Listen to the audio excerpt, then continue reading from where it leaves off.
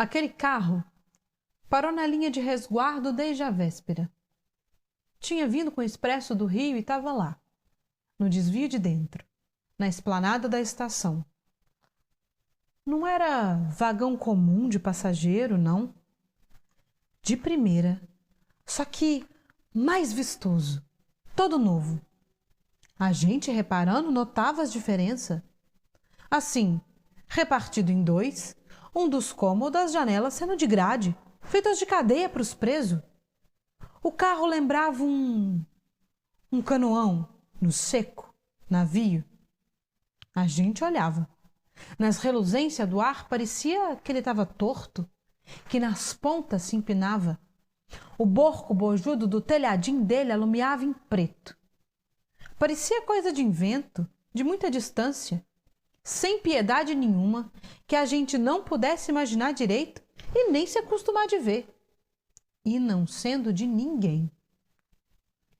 Mas a gente sabia que, com pouco, ele ia rodar de volta, atrelado no expresso dali de baixo, fazendo parte da composição.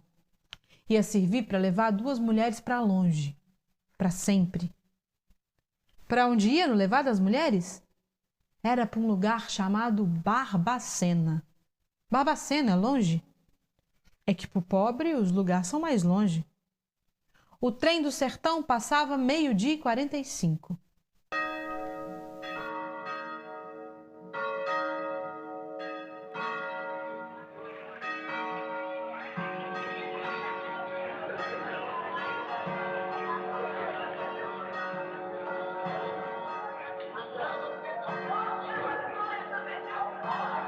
As muitas pessoas já estava tudo de ajuntamento em beira do carro para esperar. As pessoas não queriam poder ficar se entristecendo.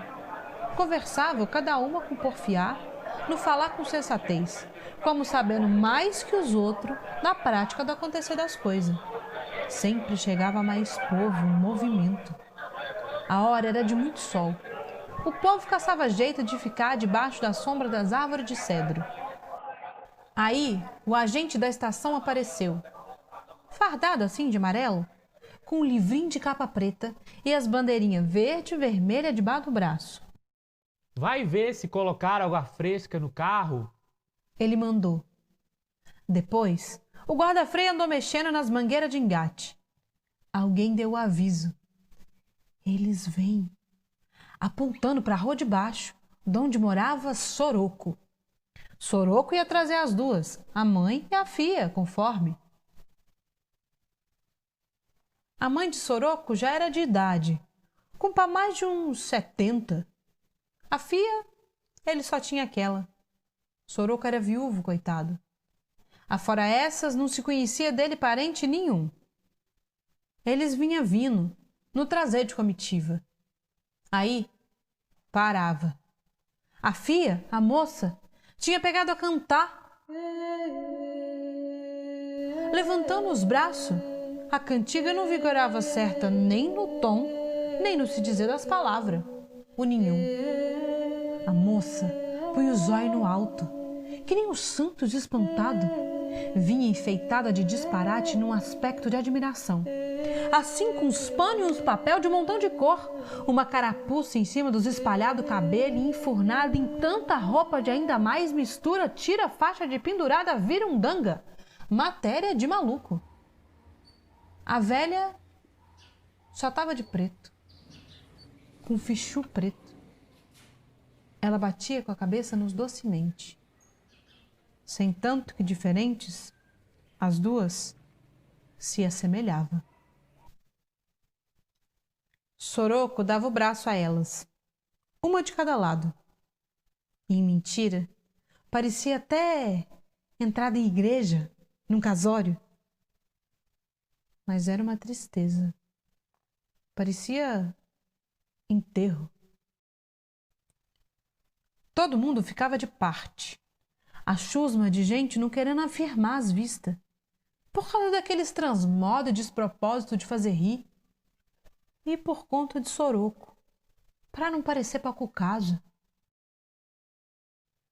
Soroco era um homenzarrão, brutalhudo de corpo, com a cara grande, e uma barba fiosa, encardida em amarelo, e uns pés qual parcata. As crianças tomavam medo dele, mais da voz, que era quase pouca, grossa, e que em seguida se afinava. Mas no quando, ele estava calçado de bota e de paletó, com chapéu grande, botara sua roupa melhor, os maus trapos. Toda a gente dizia a ele seus respeitos, de dó, e ele respondia: Deus vos pague essa despesa. O que os outros se dizia? Que Soroco tinha tido muita paciência, sendo que não ia sentir falta dessas transtornadas pobrezinha. Era até um alívio. Isso não tinha cura. Elas não iam voltar nunca mais. De antes, Soroco aguentou de repassar tanta desgraça de morar com as duas, pelejava. Daí, com os anos, elas pioraram. Ele não dava mais conta, teve de chamar ajuda, foi preciso. Tiveram de olhar em socorro dele, determinar as providências de mercê. Quem pagava tudo era o governo, que tinha mandado o carro. Por forma que, por força disso, agora iam rimir com as duas em hospício. Ou se seguir. De repente, a velha se desapegou do braço de Soroco e foi se sentar no degrau da escadinha do carro. Ela não faz nada não, seu agente. A voz de Soroco estava muito branda. Ela não acode quando a gente chama. A moça aí tornou a cantar, virada para o povo, uauá. A cara dela era um repouso estatelado. Não queria se dar em espetáculo, mas representava de outrora grandeza impossível. A velha olhava para ela com um encanto de pressentimento muito antigo, um amor extremoso. E principiando baixinho, mas depois puxando pela voz, ela pegou a cantar também, tomando como exemplo a cantiga mesma da outra que ninguém não entendia. Agora elas cantavam junto, não parava de cantar. Agora mesmo, a gente só escutava era o acosso do canto das duas.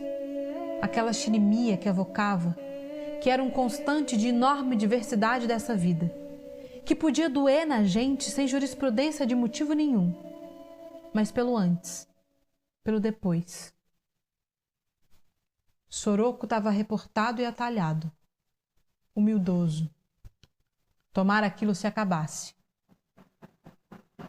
O trem chegando, a máquina manobrando sozinha para vir pegar o carro. O trem apitou, partiu e se foi. O de sempre.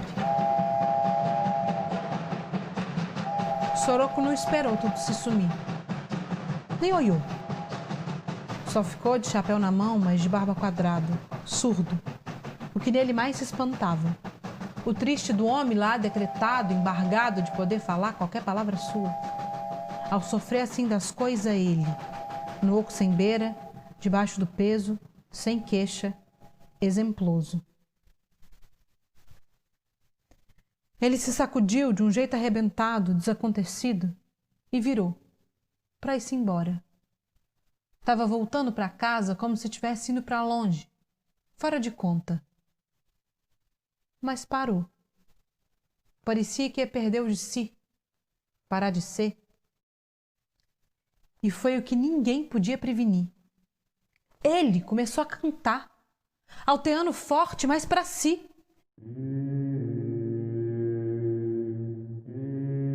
Era a cantiga mesma de desatino que as duas tanto tinham cantado. De repente, todo mundo gostava demais de Soroco. E foi sem combinação. Nem ninguém entendia o que se fizesse. Todos, de uma vez, de dó de Soroco, principiaram também a acompanhar aquele canto sem razão. E com vozes tão altas, todo mundo caminhando com ele, Soroco.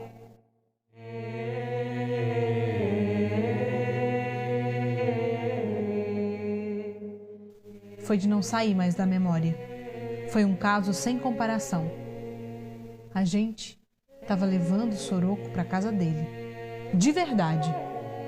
A gente ia com ele até onde ia aquela cantiga.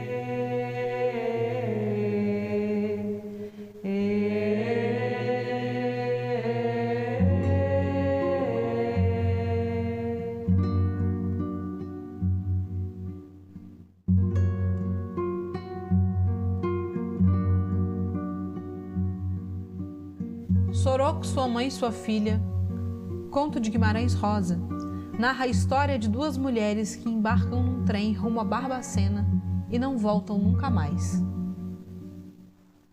Durante quase todo o século XX, Barbacena foi o destino de milhares de pessoas indesejadas. O Hospital Psiquiátrico Colônia era um depósito humano. Alcoólatras, andarilhos, amantes de políticos, filhos bastardos, epiléticos, prostitutas, homossexuais, vítimas de estupros e pessoas que simplesmente não se adequavam aos padrões normativos da época, como homens tímidos, mulheres com senso de liderança ou que não desejassem se casar. Qualquer um deles poderia ser mandado para lá e simplesmente desaparecia. Foram mantidas em condições subhumanas centenas de milhares de pessoas. Estima-se que durante os anos de funcionamento, mais de 60 mil pessoas morreram naquele lugar, das quais 70% não possuía sequer um diagnóstico de transtorno psiquiátrico. Embarcar no trem de doidos era uma sentença de morte. Até o fim da década de 70, essa história ficou escondida entre as montanhas de Barbacena, entre os muros do Colônia. É preciso contá-la e recontá-la para que ela não se repita. Contar a história de quem foi esquecido, de quem não pôde contar a sua própria história. Dar voz a quem não tem.